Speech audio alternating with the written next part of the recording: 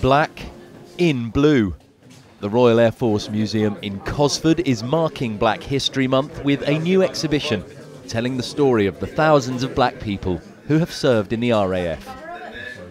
I was in for 36 years, man and boy, serving Her Majesty. I did my first year in Northern Ireland as a young 18-year-old. I travelled all the continents. It was really a very good education in terms of learning about other people, the way they live, what they achieve. And he does agree with the curators of this exhibition that these men and women's stories need a more prominent retelling. I actually go out in the community now on a regular basis.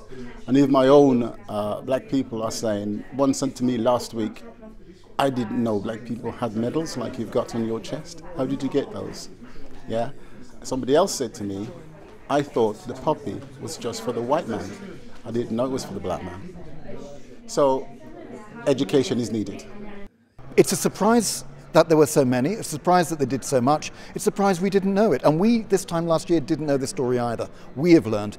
One of the things we have learned, and we've been delighted to discover, is how progressive the Royal Air Force was in the 1940s, decades before legislation was in place in the workplace in civil life. Arrivals at Tilbury. The Empire Windrush brings to Britain 500 Jamaicans. The arrival of the Empire Windrush in 1948 is generally seen as the start of Caribbean migration to Britain. What is perhaps less well known is that fully a third of the people on board were former airmen coming to re-enlist. Now, you're ex-Air Force, aren't you? Yes. Are you going back into the Air Force again? Yes. Did you know if you'll be accepted? I think so. They went down the gangplank, disappeared for a few years, and then re-emerged as leaders in the black community, laying the foundations. People like Sam King, MBE, who became the first black mayor of Southwark, and he started the partner scheme that permitted black families to buy their own houses. And some returned to their countries of origin to achieve great things there.